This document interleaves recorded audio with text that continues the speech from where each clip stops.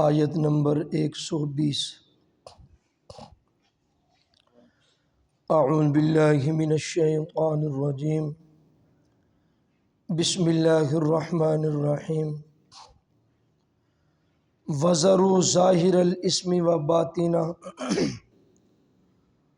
اور چھوڑ دو تم ظاہری اور باطنی گناہوں کو۔ ان الذین یکسبون الاسم، بے شک وہ لوگ جو کماتے ہیں گناہ، سیجزون بما کانوا یقترفون، ان قریب انہیں بدلہ دیا جائے گا اس چیز کا جو کچھ وہ کماتے تھے دنیا میں۔ گزشتہ آیات مبارکہ میں کفار کے ایک شوشے کا رب تعالیٰ نے ذکر فرمایا ہے، جس کا خلاصہ یہ تھا کہ وہ کہا کرتے تھے کہ مسلمان عجیب مخلوق ہیں، اپنے ہاتھ سے جس جانور کو ذبح کرتے ہیں کہتے ہیں کہ وہ ذبیحہ حلال ہے، اور جو جانور طبعاً مر جاتا ہے کہتے ہیں کہ وہ حرام ہے، حالانکہ پہلے کو انہوں نے آپ مارا اور دوسرے کو رب تعالیٰ نے مارا، تو اپنا مارا ہوا حلال اور رب تعالیٰ کا مارا ہوا حرام۔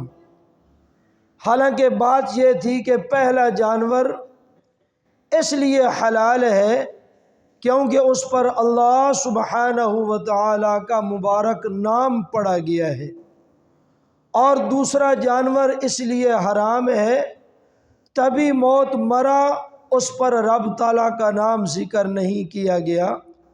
اندر کی بات تو یہ ہے شریعت کی، لیکن کفار مشرکین نے کچھ اور سمجھ لیا۔ بہرحال آج کے سبق میں یہ حکم ہے وَذَرُوا ظَاهِرَ الْإِثْمِ وَبَاطِنَهُ، اے اللہ کے بندو ظاہری اور باطنی جتنے گناہ ہیں ان تمام گناہوں کو تم چھوڑ دو۔ ظاہری گناہ، زنا جو ہے ظاہری گناہ ہے، قتل جو ہے یہ ظاہری گناہ ہے، اور اسی طرح چوری جو ہے یہ ظاہری گناہ ہے، یہ انسان کو دکھائی دیتے ہیں، نظر آتے ہیں۔ اور باطنی گناہ جو انسان چھپ کر کرتا ہے یا ان کا اندر کے ساتھ تعلق ہے، حسد ہے، کینہ ہے، بغض ہے، تکبر ہے، یہ گناہ جو انسان کی روح کو بیمار اور خراب کرتے ہیں یہ باطنی گناہ ہیں۔ تو اللہ سبحانہ و تعالیٰ کی طرف سے یہ امر کا صیغہ ہے، اور الامر للوجوب، علماء کرام جانتے ہیں کہ امر جو ہے وہ وجوب کے لیے آتا ہے۔ وَذَرُوا گویا کہ مشورہ اور اختیار نہیں، سختی کے ساتھ رب تعالیٰ نے فرمایا کہ چھوڑ دو ظاہر الاسم، ظاہری گناہ بھی اور باطنی گناہ بھی۔ چنانچہ ایک اللہ والے حضرت ڈاکٹر عبدالحی عارفی رحمہ اللہ کراچی میں ایک بزرگ گزرے ہیں، فرماتے ہیں کہ گناہ چھوڑنے کا بہترین طریقہ ایک یہ بھی ہے کہ انسان اپنے دل میں ہمہ وقت اللہ سبحانہ و تعالیٰ کا تصور جمائے رکھے۔ اور پھر فرماتے ہیں کہ عام طور پر تصور اس کا دل میں آدمی جما سکتا ہے جس کو دیکھا ہو، رب تعالیٰ کو ہم نے کبھی آنکھوں سے دیکھا نہیں، اس لیے اس کا تصور اور خیال دل میں بسا اوقات جم نہیں سکتا۔ یہ تقوی کا ایک اعلیٰ پہلو ہے جو اپنے دل میں رب تعالیٰ کا ہمہ وقت تصور جمائے رکھتے ہیں۔ پھر حضرت فرماتے ہیں کہ پھر انسان اپنے والد کا تصور، اپنی والدہ کا تصور، اپنی اولاد کا تصور، اور اسی طرح اپنے شیخ و مرشد کا تصور، اپنے استاد کا تصور جما لے۔ جس وقت گناہ کا دل میں داعیہ پیدا ہو تو یہی مخلوق، یہی رشتہ دار جن کے نام ذکر کیے، ان کا اگر تصور جما لے تو گناہ سے رک جائے گا، کیونکہ جس وقت گناہ کر رہا ہو کوئی بھی نہیں چاہتا میرا باپ مجھے دیکھے، میری ماں مجھے دیکھے، میرا بھائی، میرا شیخ، میرا استاذ دیکھے۔ جس وقت یہ عام سی مخلوق سے بندہ گھبراتا ہے بوقت گناہ کے ان میں سے کوئی بھی مجھے نہ دیکھے، اگر دیکھ لے تو شرمندگی ہوگی۔ جب عام مخلوق سے شرماتا ہے تو اللہ سبحانہ و تعالی خالق کائنات ہے، خالق کل ہے، اس سے شرمانا تو بہت بڑا اس کا حق ہے۔ اگر یہ خیال ان کا رشتہ داروں کا پیدا کر لے کہ گناہ کے وقت یہ مجھے دیکھے تو میری کیا حالت ہوگی، تو پھر اللہ سبحانہ و تعالی کا ڈر بھی دل میں پیدا ہوگا۔ اور مجدد ملت، حکیم الامت حضرت مولانا اشرف علی تھانوی رحمہ اللہ ایک مثال بیان فرماتے ہیں کہ گناہ بظاہر انسان کو لذیذ نظر آتا ہے، لذت اس کی دکھائی دیتی ہے، لیکن وہ ظاہری لذت ہے، حقیقت میں وہ زہر قاتل ہے۔ فرماتے ہیں اس کی مثال بالکل ایسے ہی ہے جیسا کہ ایک خارشی آدمی ہو اور اس کو بار بار تقاضا ہوتا ہے خارش کرنے کا اپنے بدن کے کسی حصے پر، اور لذت آتی ہے خارش کرنے میں، تو یہ خارش کی لذت جو ہے یہ عارضی ہے، اور اگر یہ خارش کرتا رہے گا زخم بن جائے گا، نقصان ہوگا، اور اس کے بعد خارش کی لذت بالکل ختم ہو جائے گی۔ نقصان اس نے مول لے لیا اور خارش کی لذت ختم ہو گئی۔ تو گناہ کی لذت جو ہے یہ عارضی ہے، اور گناہ چھوڑ دے گا تو نیکی کی لذت جو ہے وہ ابدی ہے، خارش کی لذت جو ہے وہ عارضی ہے۔ لیکن اگر خارش نہ کرے، وہاں کوئی دوا دارو لگائے، مرہم پٹی کرے، کڑوی دوائی کھائے، تو جو صحت ملے گی اس صحت کی لذت جو ہے وہ دائمی ہے۔ حضرت نے ایک مثال یہ بیان فرمائی، اور یہ بات بھی ذہن میں رہے کہ دو چیزیں ہیں، ایک نیکی ہے اور ایک بدی ہے۔ نیکی کرنے کے بعد انسان کے دل میں خوشی اور راحت پیدا ہوتی ہے، اور نیکی کرنے کے بعد اللہ رب العزت جل جلالہ کی رحمت کی امید جو ہے وہ بڑھتی چلی جاتی ہے۔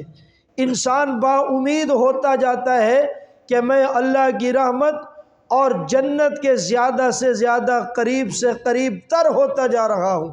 یہ نیکی کی تاثیر ہے، نیکی کا تأثر ہے، نیکی کا اثر ہے۔ اور بدی ایک ایسی بیماری، گناہ ایک ایسا مرض ہے کہ جس کے کرنے کے بعد انسان کے دل میں نا امیدی پیدا ہوتی ہے کہ میں رب تعالیٰ کی رحمت سے بھی دور ہو رہا ہوں، اور اللہ تعالیٰ کی جنت جو ہے اس سے بھی دور ہو رہا ہوں، جہنم کے قریب جا رہا ہوں۔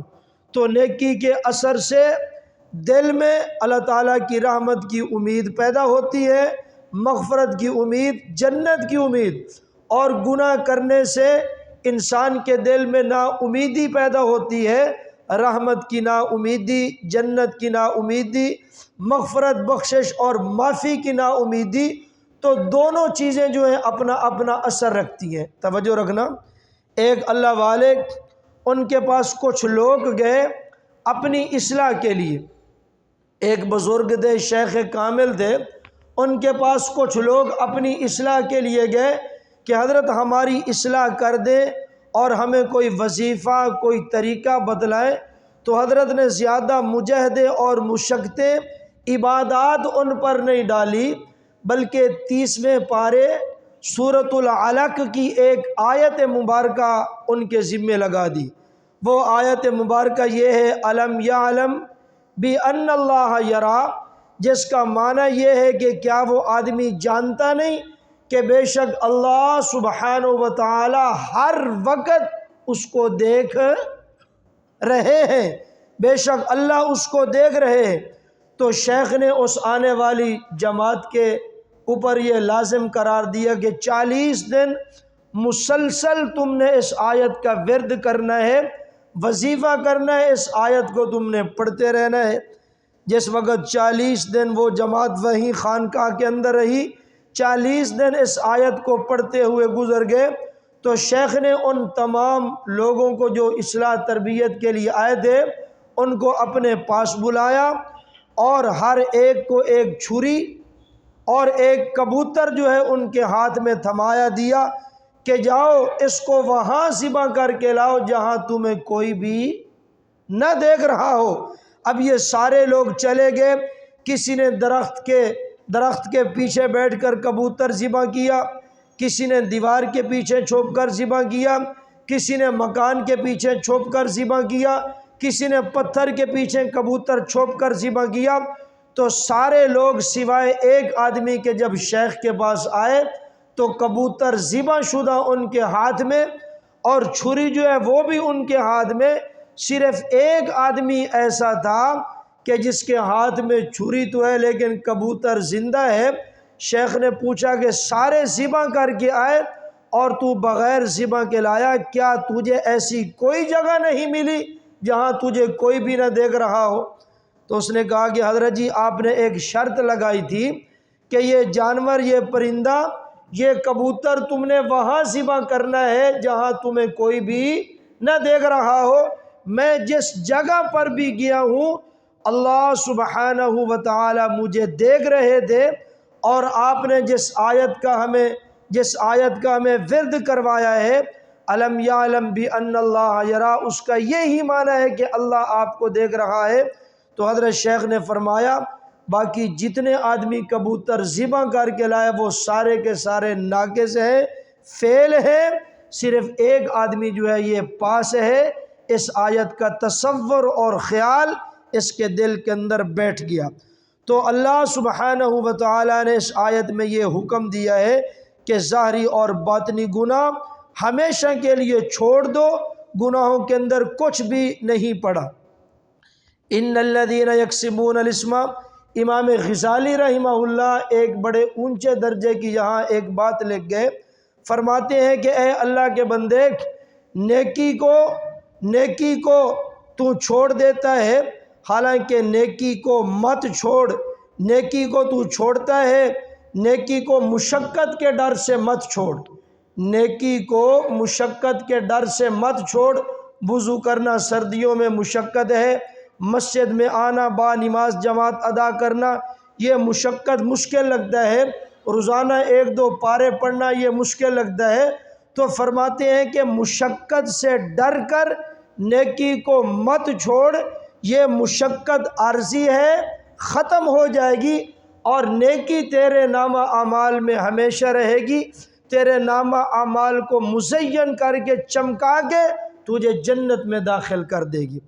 اور پھر فرماتے ہیں کہ لذت حاصل کرنے کے لیے گناہ مت کر، توجہ، لذت حاصل کرنے کے لیے گناہ مت کر، یہ لذت عارضی ہے، ختم ہو جائے گی، لیکن گناہ تیرے نامہ اعمال کو کالا سیاہ کر کے رکھ دے گا، جہنم کی طرف تجھے لے جائے گا۔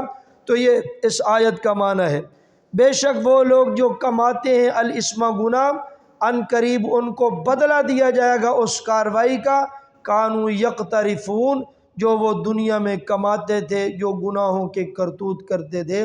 اللہ تعالیٰ اعمال صالح کی توفیق دے اور افعال بد سے ہم سب مسلمانوں کی حفاظت فرمائے۔